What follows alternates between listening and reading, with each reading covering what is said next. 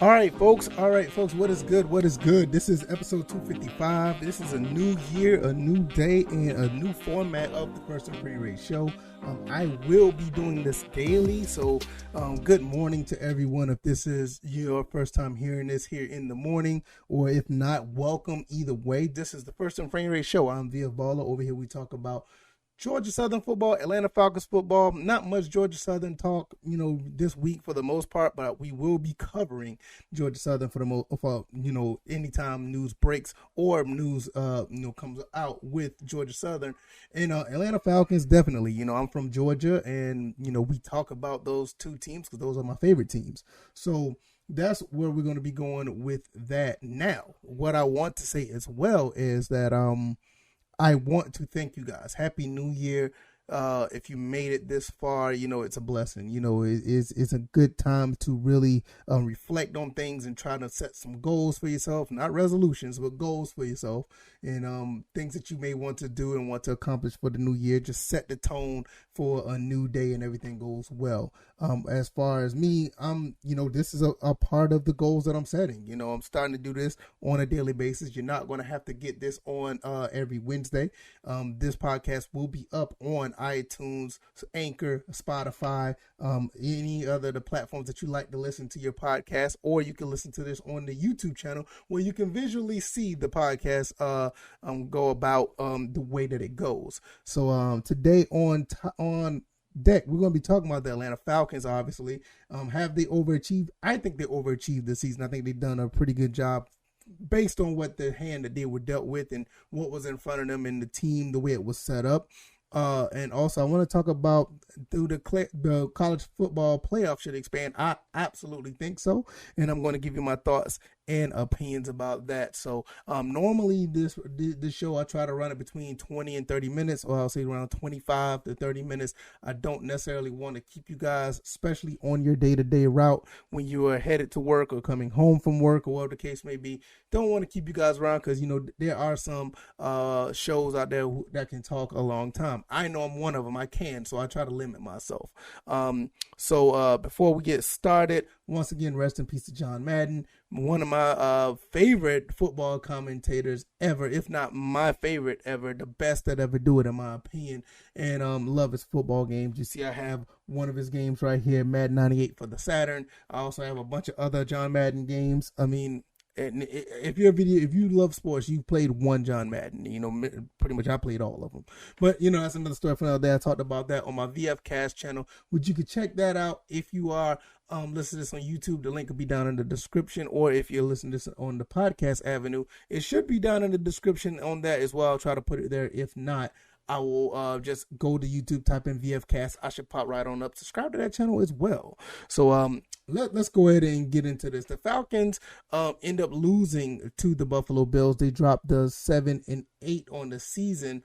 Possibly could be in a situation. Was it 7-8 or 7-9? I think it's 7-9. And they have a 7-9, and they could end up going 7-10 if they don't beat the New Orleans Saints now. I think they have a chance to beat the New Orleans Saints. They're going to be playing at home at Mercedes-Benz Stadium. They already beat the Saints one time. The Saints don't have a quarterback. That bode very well for the Falcons. And with them losing to the Bills, the way I looked at this game, it was absolutely surprising. I didn't think the Falcons would have much of a chance in this game. Matt Ryan kind of cost them, points on the board with his taunting situation. Look, I look at it. I look at it this way. I look at it in a situation where it's a bunch of frustration and a lot of adrenaline running. And with that being said, I'm not 100% mad at Matt Ryan for that. I'm just not. I'm okay with Matt Ryan doing what he did because it was a lot of frustration there. Matt Ryan has been taking a beating for all year, and especially in this game, his offensive line just has not been helping him out. It just hasn't, and it does no favors that Matt Ryan hasn't been playing top tier as well. But nevertheless, Matt Ryan ran in for the touchdown, and he felt like he needed to taunt somebody. I get it. Your adrenaline is running. It happens. At the end of the day, to make it this far against an opponent like the Buffalo Bills and the team that you had is kind of, is kind of impressive in my opinion. I mean, I felt that they was going to get blown out, to be honest. And Kyle Pitts didn't play most of the second half. I don't think he played any of the second half. He has a hamstring issue. You lose Calvin Ridley earlier in the season, which I'm going to talk about that as far as the total body of work this year. The Falcons, honestly, they had no business winning 7 games, and they clearly was not the best team in a lot of these games. I'll probably say maybe outside of the Jets game, maybe the Jaguars game. Those are only 2 games I can think of that there was no legitimately favored to win those games. So that's 2 out of the 16 games they played so far, and they've won 7 of those games. So I'm looking at it like, they had no business being here. Kudos to the coaching staff. I mean, I think they've done a great job overall. The way they played these games, sometimes there was some head scratches. I think every team in the league, all 32 teams, going to have some decision that the coach have that's a head scratcher. But nevertheless, the Falcons done more than I expected. I mean, from the beginning, I thought this was going to be a 9-8 team, a 10-7 team. This was before the whole Calvin Ridley situation. This is before Isaiah Oliver got hurt. This is before I knew what the offensive line was going to be like. I thought with this team intact, the draft picks that we picked up, this is before I knew what Frank Darby was going to be, for goodness sakes. I thought Frank Darby was going to be seeing the field day one. After all of that, when I saw everybody who they picked up, the Kyle Pitts, the Frank Darbys, the Richie Grants, Taquan Graham, Ogundeji, Avery Williams, Darren Hall, Jalen Mayfield. I mean, I honestly thought with the draft class, getting those guys developed to play a little bit better with the veterans that we had, I honestly thought this was going to be a 9-8, 10-7 team. But for them to lose Calvin Ridley, Jalen Mayfield didn't turn out to be who he could have been. I mean, he's still progressing, but I mean, he's had growing pains all season. Richie Grant had his issues every now and then. Darren Hall, he had his issues as well. You saw the special teams performance by Avery Williams. You saw what Kyle Pitts doing. He caught over 1,000 yards this season. Those 2 right there and a little bit of Richie Grant are probably like the only 2 that actually stepped up to play the roles that we thought they were going to do, and they done a pretty good job. Ogundeji had a situation where he did pretty good in spurts. I think he had a blocked field goal or something like that. So overall, I would say they were average at best, the entire class. But, you see what they've done. The veterans, like I said, Calvin Ridley's not here. That was a big blow. So once that happened, I honestly thought that the Falcons was going to win maybe 6 games. Maybe 5 games. Or in some cases, I thought it was going to end up being like 4-13 or something like that. I did not see this team being where they were. But, you saw guys like Russell Gage step up a little bit. Zacchaeus stepped up a little bit. You even had situations where, what's the other receiver? Tarji Sharp had moments. You saw guys try to step up the best way they could. We have receivers that can't get separation. Kyle Pitts does his job at times to get separation, but sometimes he's doubled and triple teamed, rightfully so. He's pretty much the best option out there, and he was still able to get over 1,000 yards receiving. So that was pretty impressive to see. The running game is pretty much non-existent. You saw where we still average under 100 yards a game. We have Cordell Patterson running the ball. Even though Mike Davis did have a rushing touchdown, he ran pretty good against the Bills. But overall, it was just a fairly disappointing season overall. And when it comes to Matt Ryan has shown times where he can throw the ball pretty well, and there's some times that the ball just goes who knows where. Underthrown to Russell Gage early in the Buffalo game. I saw a couple of other underthrown passes, but then again, when you see him, throw the ball all over the field, in other games earlier, it looked like, wait a minute, Matt Ryan, where's this noodle arm at? The dude is actually throwing the ball pretty well. Then now you see those situations where, all right, okay, this looks good. But I think overall, Matt Ryan, he's showing sign of age. He's showing signs of where he's starting to drop off a little bit. Is he a good quarterback? I think he's still a good quarterback. But I would not be surprised, like, I mean, I think Arthur Smith and them tried this already, where they tried to get Felipe Franks to come in to back up Matt Ryan. You also had Josh Rosen come in after A.J. McCarron goes down.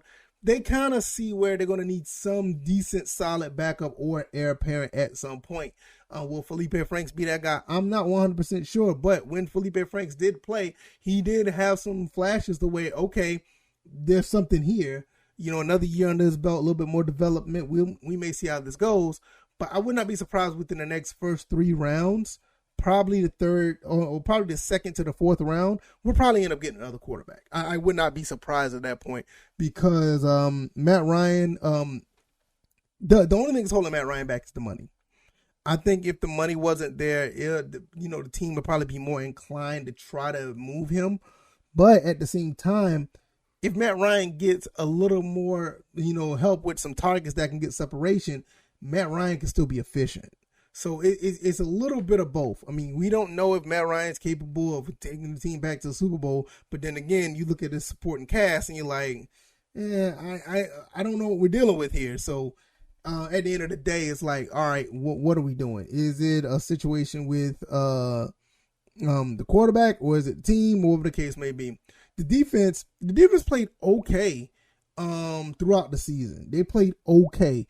A lot of situations where we could have had some stops that would have helped, but to me it felt like the offense was not complimentary to the defense overall. I mean, we got 3 interceptions against Josh Allen, which was kind of, I kind of understood it. You're playing in the snow. You're playing against a gunslinger. He's going to try to throw the ball all over the place, and you see what happened. In the second half, the Bills adjusted. They ran the ball more, and we couldn't do nothing about it. Now, that goes back to the front 7, where you do have guys like Foye Oluokun who actually can tackle and do very well. Then you have other guys on that defense that looks like they can't tackle anybody.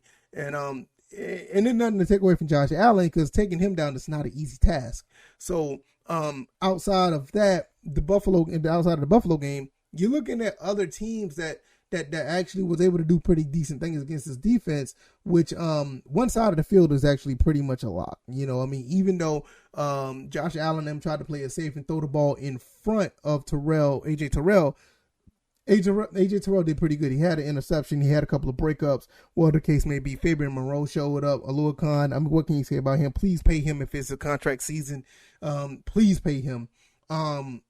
He's done phenomenal. Got an interception as well. Had an interception last week as well to close out the game. So against the Lions. So the Falcons at the end of the day collectively has done much more than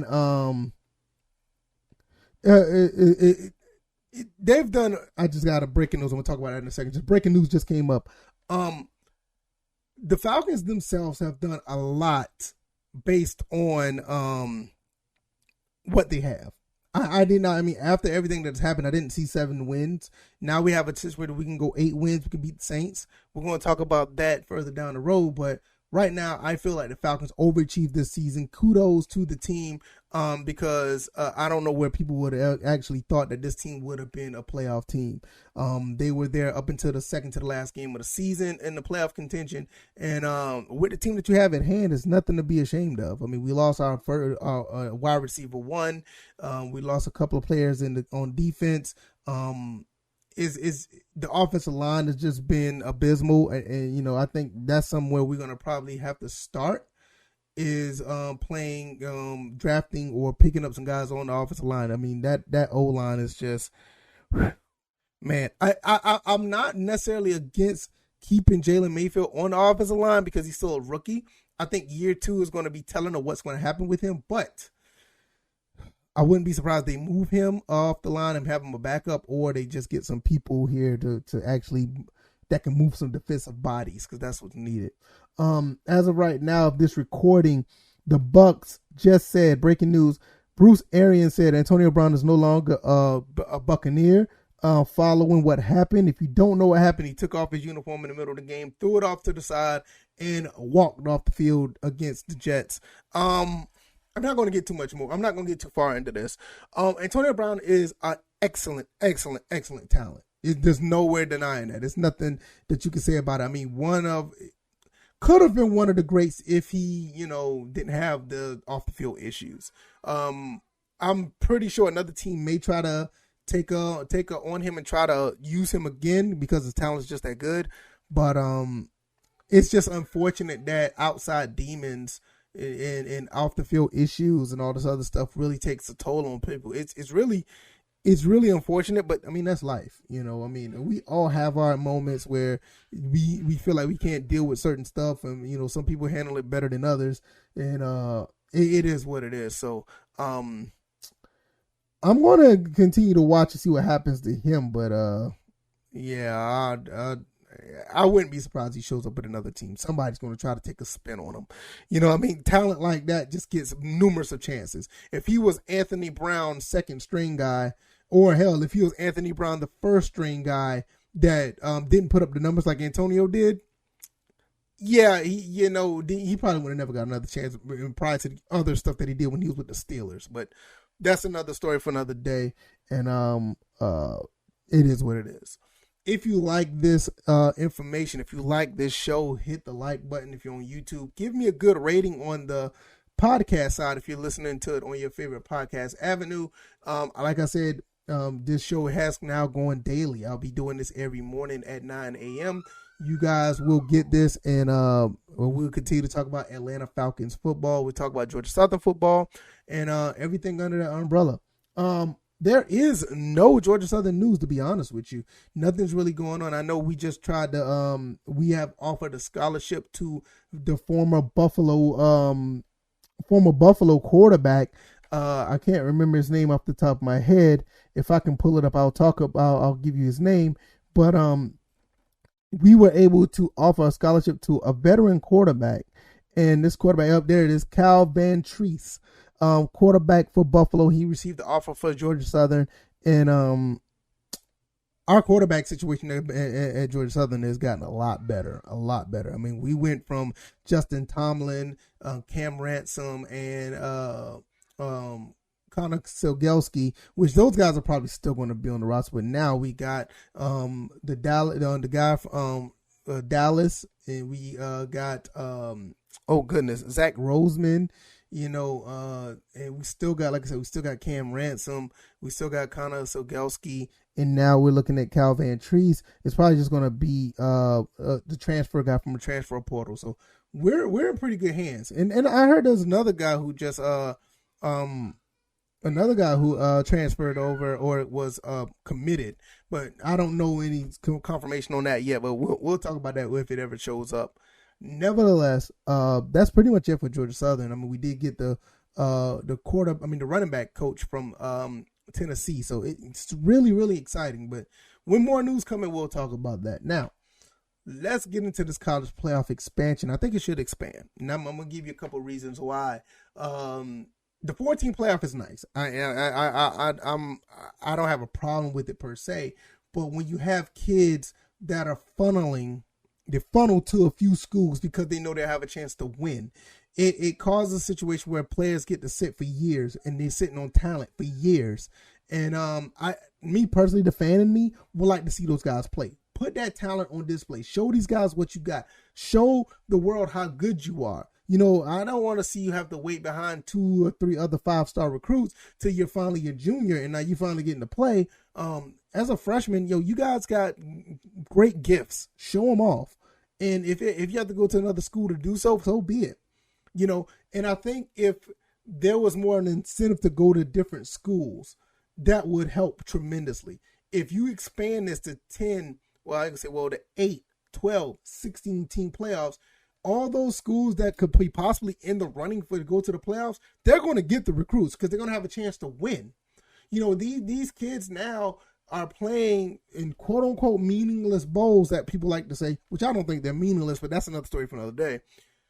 They're playing in these bowls to where if you give them an incentive, say, hey, look, you could be a national champion if you go play for, let's say, for instance, what's the team that's outside that's pretty much could be in the running? Play for Florida. If you play for a Michigan or Ohio State, or if you play for Penn State, Iowa, or Purdue, or Iowa State, Kansas State, Texas, like some of these teams are like right on the fringe of being like, number like 5 through 16 every year. The Auburns of the world, those teams that are always on the fringe between 5 through 16 every year. The NC States, for instance, the North Carolinas. You get those teams a chance to legitimately be in a playoff contention.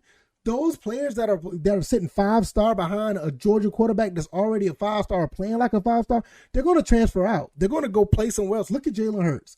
Jalen Hurts knew that his time was up. He wanted to go play for Oklahoma, but he only did that because he knew he wasn't going to play. But he went to a place where still he could have won a championship. You look at the same situation in Oklahoma. The kid that left Oklahoma now that's going to South Carolina. South Carolina, as much as I give the South Carolina Gamecocks a lot of flack, they still have a chance to be in, let's say, the top 10 with that quarterback and their recruiting class. If they continue to recruit well, they could be in the top 10. Now, if you give that team another incentive to say, hey, not only you can be in the top 10 and play in a decent bowl, this bowl could be a part of an expansion of the playoff tournament. You're going to get more kids that not want to go. I mean, don't get me wrong. There's nothing wrong with playing for Nick Saban. There's nothing wrong with playing for Kirby Smart. And there's nothing wrong with playing with Dabo Swinney. Some of these top coaches, Lincoln Riley's of the world, some of these top coaches you would love to play for because they're going to develop high talent and they're going to make you better. There's no denying that. But when you want to win and you want to win while playing and not just winning on the sideline, like you're going to win like 4 championships, like 4 SEC championships, but only you played in maybe 2 or maybe only 1 of those games. You know, you can put yourself in a situation where you can go to another school and at least compete to win. And I think the level of competition will balance itself out within the next 5 to 7 years, especially with the transfer portal where guys can say, hey, look, this may not be for me. I'm going to go to another school where I can contend and probably still get a title if I get enough players or enough players are actually moving around to go to these schools.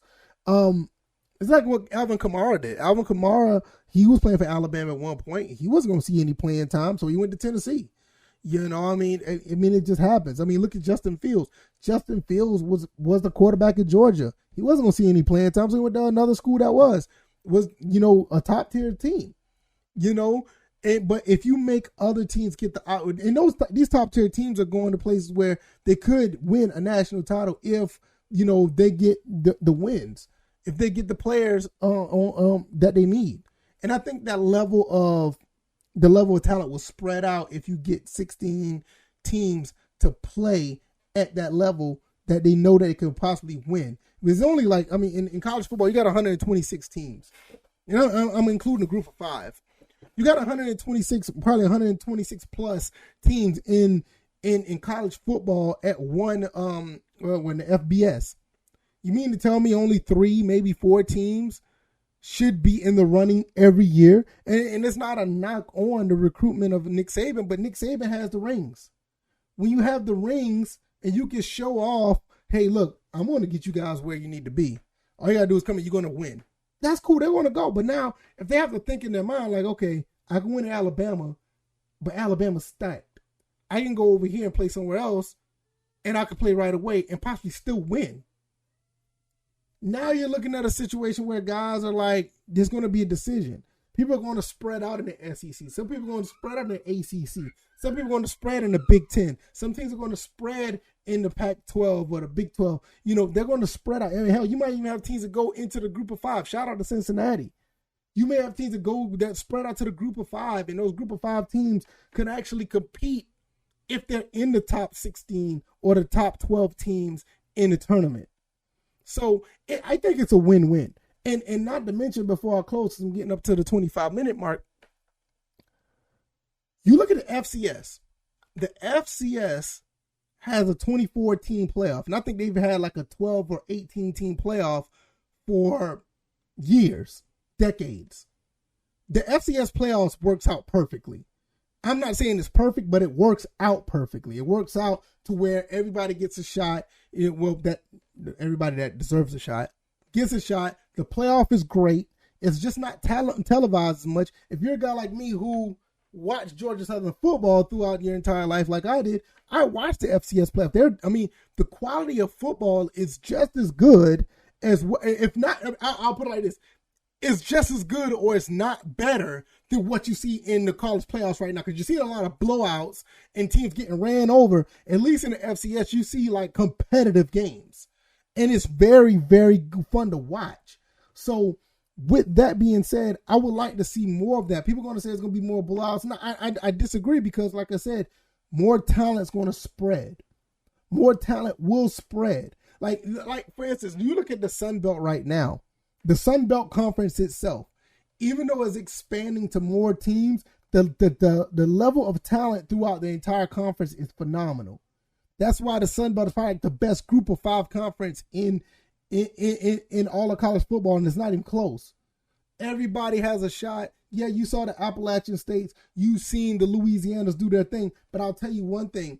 One thing about Georgia Southern, what really hurts Georgia Southern, and I'm going to say this, I am a little biased, but what hurts Georgia Southern the most is the offense that they ran. It's not the players. It's the offense that they ran and they failed to adapt. That's what hurt Georgia Southern a lot within the past 5 to 7 years, to be honest.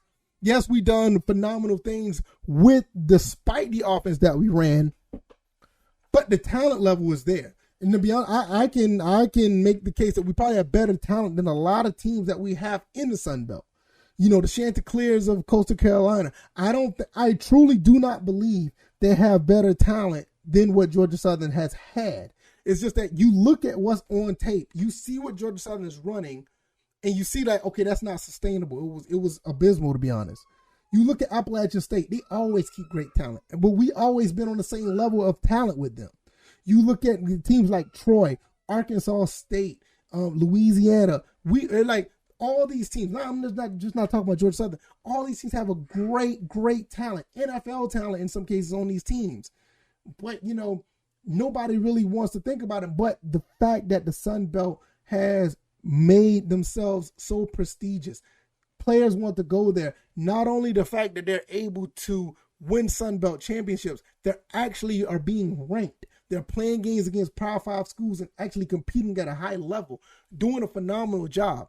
And dare I say that you're going to get more of this when James Madison comes in. You're going to see this when Marshall gets in, Southern Miss, Old Dominion. When those 4 teams come in to the Sun Belt, you're going to see a level of competition just going to continue to rise. And when that level of competition rises, you're going to see more kids want to come to the Sun Belt. If you start seeing more ranked teams come the teams that end up being ranked in the Sun Belt, more kids are going to come to that school. This is why the Chanticleers are doing so well, because they're actually being ranked. Louisiana do so well because they're playing good enough to be ranked. They make kids want to go to that school. Appalachian State, same way. Georgia Southern has always been there to spoil the party for people. But now with the new offense that they're running, we're going to see a resurgence of Georgia Southern football, in my opinion. Yes, I'm biased. I'm going to be the first one to tell you. I know I am. But I'm looking at what I see with Coach Helton. They're just going to be right there at the top with the Marshall, with the Louisiana, with the Appalachian State, with the Chanticleers of Coastal Carolina. You're going to see the distribution of talent just look so well. And I think with the expansion of college football, if it be, you're going to see that in the SEC. You're going to see the expansion of talent in the ACC, the Big 12, the Pac-12, the Big 10. You're going to see some of these teams that you never thought they were going to be pretty decent. They're going to be pretty good because players want to win at the end of the day. You want to talk about meaningless bowls. They're not meaningless when these guys have a chance to win the national championship. And that's all what it's about. Jared Benko already has it to the point where he's already eyeing to be the next Cincinnati.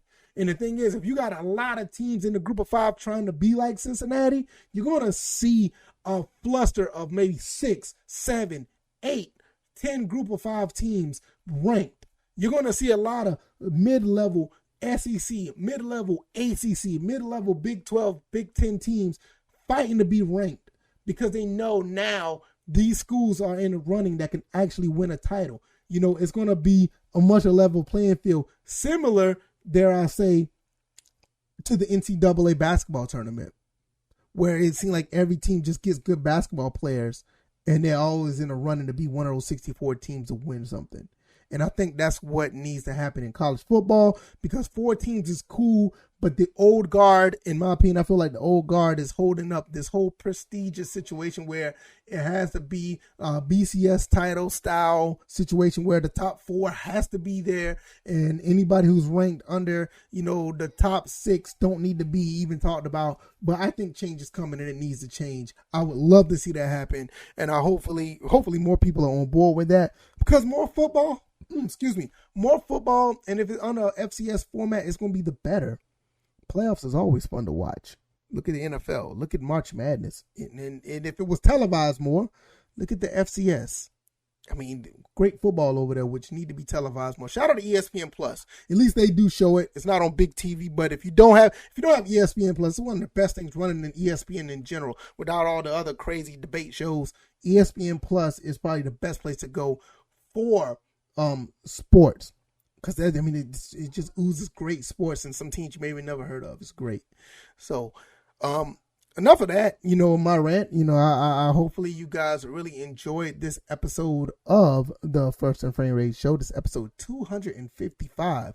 It's been a lot of ups and downs. I had a few co-hosts here with me a while back. They're no longer here. But, those are my guys. I love them to death. Hope they're doing well. Hopefully they're doing good in the new year. Those guys are great dudes, and I really appreciate them helping build this for what it is. But it's in a different direction now, and different obligations are going on now where it's going to be this way. And every day at 9 a.m. I will be here giving you guys the best commentary I can on Georgia Southern and Atlanta Falcons football. I will be back tomorrow. And if you haven't already, hit the like button on YouTube. Give me a 5-star rating on the podcast avenue that you're on, and share this. Let people know what I'm doing. And I will see you guys tomorrow morning. You guys take it easy. You guys be blessed. All right, y'all. Peace.